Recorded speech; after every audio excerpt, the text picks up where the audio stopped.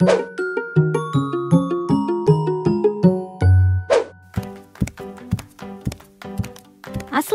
сені іздеп жүрсем, кітапханада отыр екенсің ғой. Жүр, үйге қайтайық. Жұлдызым, мен мұнда қызық ақпарат тауып алдым. Кел екеуміз бірге көрейік. Қандай ақпарат? Қазақстанның білім берудегі жетістіктері туралы. Қызық екен. Білім дейсің бе? Кәне? Қараш, 20 ғасырдың басында халықты жаппай сауаттандыру қолға алынып, ауылдар мен қалаларда білім беру пункттері ашылған екен. Қызыл отауларда ересек адамдар білім алған. Қызық екен.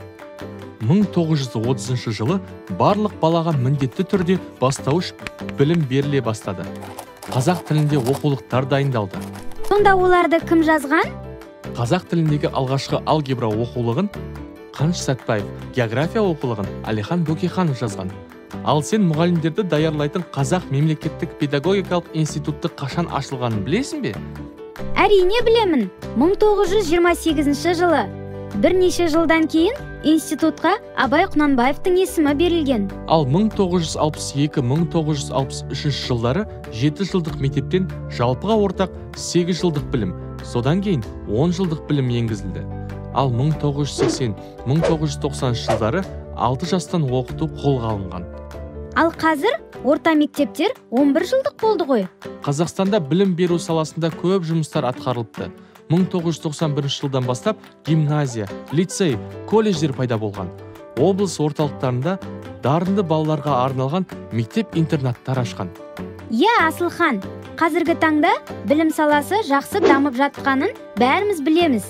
Мектептер компьютермен жабдықталып, интернет жүйесіне қосылған. Жұлдызым, сен мектеп бітіргеннен кейін қайда оқығың келеді? Мен 1993 жылы елбасы Нұрсұлтан Назарбаев тағайындаған халықаралық болашақ стипендиясы арқылы әлемдегі озық университеттерде білім алғым келеді. Керемет!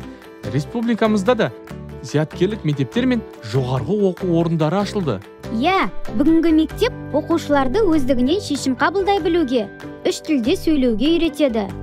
Қажет ақпараттарды өзі іздеп, түрлі деректерді табуға бейімдейді.